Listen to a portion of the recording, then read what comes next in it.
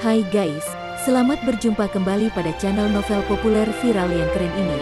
Saat ini admin akan menghadirkan sebuah novel yang viral dengan alur cerita yang sangat menarik dan seru, yang berjudul Kaisar Agung Seni Bela Diri. Sebelum mengikuti keseruan ceritanya, mohon bantuan kalian untuk subscribe, like, dan share video yang ada di channel ini. Selamat menikmati.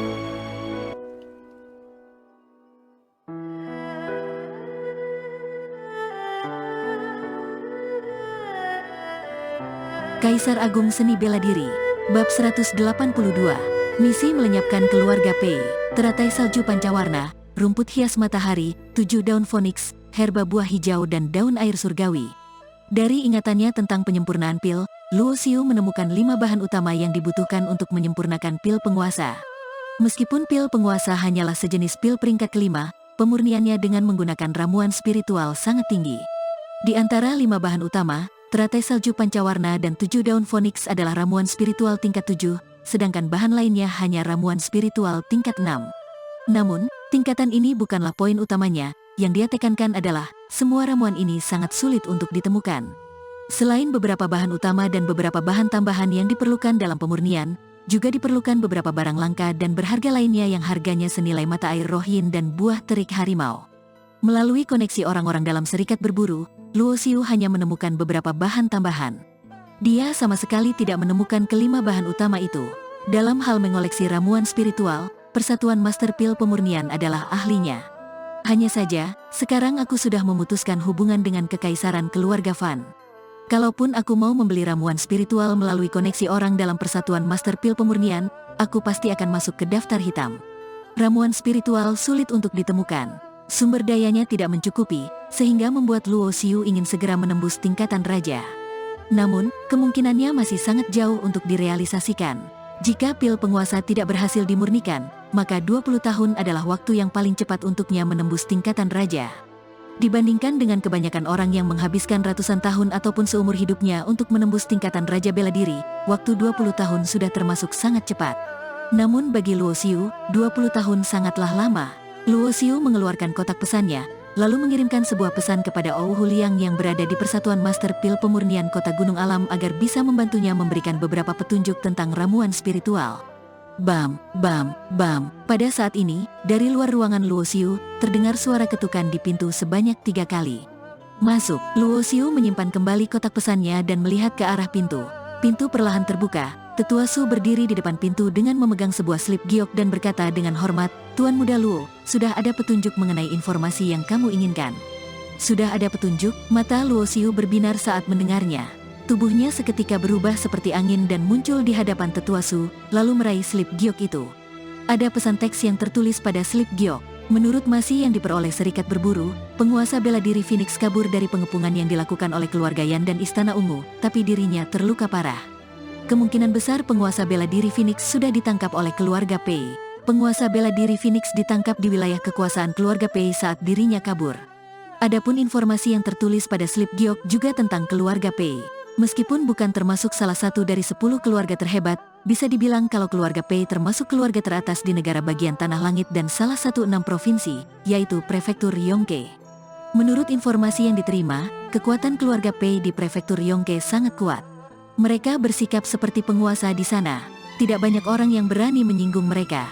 Adapun mengapa mereka tidak bisa masuk ke dalam jajaran 10 keluarga terhebat adalah karena tidak adanya seorang ahli bela diri yang sudah mencapai tingkatan penguasa. Setelah memberikan slip giok itu, Tetua Su pun pergi. Di dalam ruangan, Luo Xiu mengetuk pelan jari-jarinya di atas meja sambil memegang slip giok di tangannya. Dia terbiasa melakukan hal itu saat sedang berpikir. Keluarga Pei seharusnya tahu bahwa keluarga Yan dan Istana Ungu sedang mengejar penguasa bela diri Phoenix. Lalu, apa tujuan mereka ikut campur dalam masalah ini? Luo Xiu mengernyit. Dia menduga kalau semua itu karena Yan Yueyu adalah seorang ahli bela diri tingkatan penguasa. Adapun keluarga Pei ingin menjadi salah satu keluarga karena kurangnya ahli bela diri tingkatan penguasa. Mereka mungkin ingin mencari cara untuk menjadi penguasa bela diri dari Yan Yueyu. Informasi yang dikumpulkan oleh serikat berburu sangat terperinci. Salah satu informasinya juga memberitahukan bahwa meskipun keluarga Pei tidak memiliki penguasa bela diri, setidaknya mereka masih memiliki 4 orang dengan tingkatan raja bela diri. Dari antara mereka, yang terkuat adalah kepala keluarga Pei, Pei Yuanju. Dia sudah mencapai Raja Bela Diri level ke-9, serta berada di urutan kedua 10 Raja Bela Diri teratas dan beberapa penguasa diri yang tidak diketahui. 3 orang Raja Bela Diri lainnya, semuanya adalah tetua dari keluarga Pei. Basis kultivasi mereka berada di atas level keempat dan kekuatan bertarung mereka sangat hebat. Luo Xiu tidak mungkin dapat mengguncang keluarga yang begitu kaya dan berkuasa ini. Bahkan jika basis kultivasinya sudah menembus ke tingkatan raja, belum tentu dia bisa mengalahkan seorang Raja Bela Diri level ke-9. Dengan kekuatannya saat ini, basis kultivasi yang telah mencapai level ke-9 tingkatan pemurnian ilahi dari tingkat ke-8, mungkin bisa setara dan mengalahkan Raja Bela Diri level ke-5 jika semua basis itu digabungkan. Luo Xiu membalikkan tangannya dan mengeluarkan kotak pesan. Lalu, dia mengirimkan sebuah pesan ke sebuah tanda formasi transmisi suara. Pemilik tanda ini adalah orang yang bertanggung jawab atas sistem informasi Serikat Berburu Negara bagian Tanah Langit. Identitasnya sangat misterius dan Luo Xiu belum pernah bertemu dengannya. Alasan Luo Xiu memiliki tanda ini adalah karena setelah mendapatkan otoritas dari jenius peringkat ke-8 tingkat lanjutan, penguasa bela diri Yuan Cheng meninggalkan tanda ini pada kotak pesannya secara pribadi. Aku ingin tahu apa tujuan keluarga Pei menangkap penguasa bela diri Phoenix. Itu adalah isi pesan yang dikirim oleh Luo Xiu. Serikat Berburu memiliki semua informasi yang detail di seluruh dunia dan jaringan koneksi mereka kaya akan informasi. Tak lama kemudian, kotak pesan Luo Xiu menerima tanggapan dari pesan yang dikirimnya. Aku belum menyelidikinya dengan jelas. Namun, jika Tuan Muda Luo membutuhkan informasinya, aku akan memberikan jawabannya dalam 15 menit. Cepat selidiki. Luo Xiu mengirim pesan kedua tanpa ragu. Informasi yang diinginkan Luo Xiu diberikan oleh penanggung jawab Serikat Berburu tepat waktu. Setelah hampir 15 menit, Luo Xiu sudah menerima balasannya. Luo Xiu juga menerima beberapa informasi lain melalui dalam balasan pesan kali ini. Berdasarkan peraturan Serikat Berburu, Tuan Muda peringkat ke-8 tingkat lanjutan memiliki wewenang seperti penguasa bela diri. Saat menikmati fasilitas dari Serikat Berburu, Tuan juga harus memenuhi kewajiban sebagai anggota Serikat Berburu. Menurut informasi yang diperoleh Serikat Berburu, keluarga Pei di Prefektur Yongke, negara bagian Tanah Langit menjelajahi peninggalan kuno dan menemukan ilmu kultivasi hitam. Untuk memperbesar lautan jiwa, mereka harus memperkuat hubungan kultivator seni bela diri wanita, mendapatkan spirit yin dan mengumpulkan jiwa yang lain. Oleh karena itu, Serikat Berburu memberikan misi untuk melenyapkan keluarga Pei. Misi ini akan diselesaikan langsung oleh Luo Xiu dalam waktu 3 tahun. Keluarga Pei di Prefektur Yongke mempunyai 4 orang Raja Bela Diri, yaitu seorang Raja Bela Diri level ke-9 dan 3 orang Raja Bela Diri di atas level ke-4. Hanya saja, dengan kemampuan Luo Xiu, dia tidak akan mampu menyelesaikan misi ini, kecuali ahli bela diri tingkatan penguasa membantunya. Namun, fasilitas di Serikat Berburu yang dinikmati oleh Luo Xiu setara dengan tingkat penguasa bela diri lainnya. Jadi, misi yang diberikan padanya juga sama dengan misi penguasa bela diri lainnya. Setelah Luo Xiu menerima informasi ini, ekspresi wajahnya pelan-pelan berubah menjadi muram. Ilmu kultivasi hitam yang mengumpulkan spirit yin dan jiwa, kepala keluarga Pei, Pei Yuanju, pasti akan menggunakan ilmu itu pada Yan Yueyu, lalu merebut spirit yin dan jiwa spiritualnya untuk menembus tahap penguasa bela diri. 3 tahun, bahkan sehari pun aku tidak bisa menunggunya. Ekspresi wajah Luo Xiu semakin muram dan auranya bahkan tidak terkendali. Api maut kegelapan melonjak dan menyebar ke seluruh ruangan, sehingga semua yang ada di ruangan itu hangus terbakar. Keluarga Pei, bahkan kematian kalian pun tidak akan cukup. Tanpa ragu, Luo Xiu mengirimkan pesan kepada tokoh keluarga Su Jingnian tanpa ragu. Aku ingin kamu bertindak kali ini. Energi vitalitas sejati Luo Xiu tidak terkendali dan segera mengejutkan Raja Bela Diri, Shen Yuanan. Ketika Shen Yuanan bergegas kemari, dia melihat isi ruangan Luo Xiu sudah terbakar.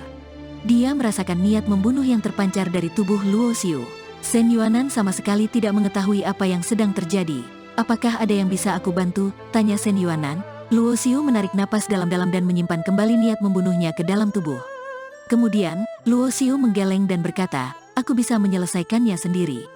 Meskipun Shen Yuanan adalah seorang Raja Bela Diri, kekuatannya masih kalah jauh dengan kepala keluarga Pei Yuanju. Selain itu, Luo Xiu juga sudah meminta bantuan dari tokoh keluarga Su. Tentu saja dia tidak ingin merepotkan Shen Yuanan lagi. Setelah beberapa saat, kotak pesan Luo Xiu bergetar. Su Jingnian membalas pesannya dengan singkat. Baiklah, tokoh keluarga Su bahkan tidak bertanya apapun dan langsung menyetujuinya tanpa ragu. Luo Xiu segera berdiri dan berkata kepada Shen Yuanan, aku akan pergi ke Prefektur Yongke. Saat dia berbicara, tubuh Luo Xiu langsung melakukan teleportasi menggunakan formasi transmisi dengan cepat.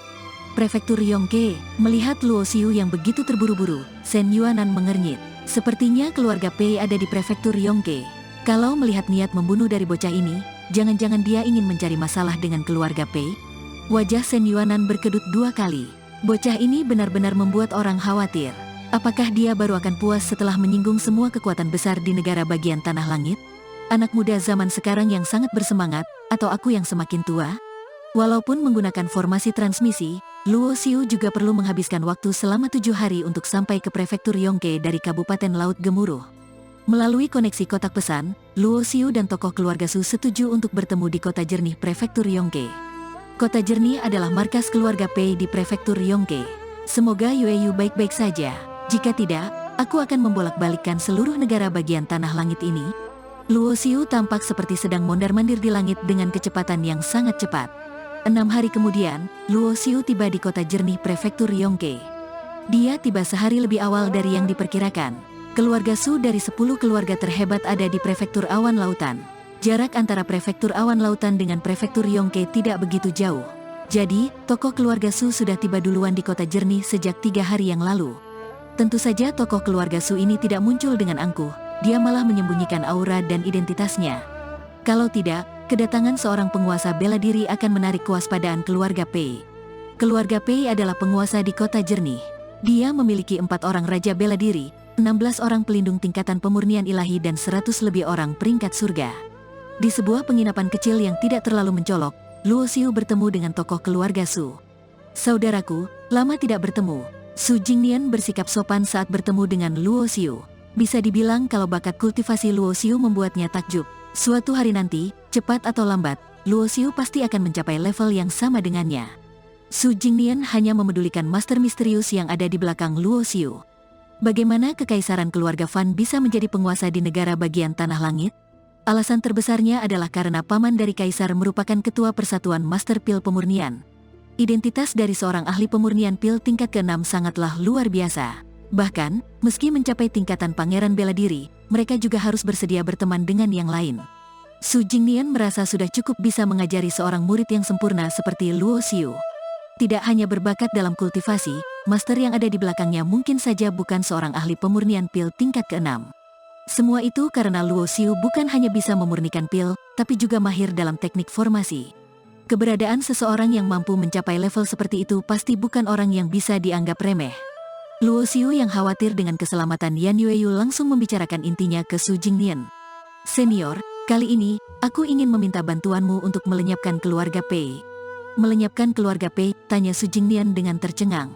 Su Jingnian menduga bahwa pertemuannya dengan Luo Xiu di Kota Jernih seharusnya berhubungan dengan Pei Yuanju dari keluarga Pei, seorang raja bela diri level ke-9. Hanya bantuan dari penguasa bela diri saja yang bisa membantu Luo Xiu. Namun tidak disangka, Luo Xiu tidak hanya memiliki hubungan yang biasa dengan keluarga Pei, dia ingin melenyapkan keluarga itu. Su Jingnian mengernyit, dia merasa kesulitan dan berkata, tidak sulit untuk melenyapkan keluarga Pei dengan kekuatanku, tapi akan ada banyak pihak yang terlibat, termasuk kekaisaran keluarga Fan dan 9 keluarga terhebat lainnya. Mereka pasti akan mengambil kesempatan ini untuk mempersulit keluarga Su. Su Jingnian menolak permintaan Luo Xiu dengan sopan. Bagaimanapun juga, keluarga Pei merupakan keluarga yang kaya dan berkuasa, yang melibatkan banyak pembagian keuntungan. Begitu keluarga Pei lenyap, pasti akan terjadi perkelahian dan kekacauan. Asalkan senior mau membantuku, aku berjanji akan meminta pada guruku untuk membantu keluarga Su menyempurnakan 10 pil peringkat ke-6. Luo Xiu langsung menawarkan hadiah yang begitu menggiurkan. Apalagi kalau senior dapat mengumpulkan bahan-bahan yang cukup, maka pil peringkat ke-7 pun bisa disempurnakan. Dengan membantu Luo Xiu, keluarga Xiu bukan hanya mengambil risiko untuk menjadi sasaran dari 9 keluarga terhebat lainnya. Namun, jika dilihat dari bahaya dan keuntungan yang didapatkan, sebenarnya keluarga Su bukannya tidak berani mengambil risiko. Hanya saja, keuntungan yang didapatkan tidak setimpal.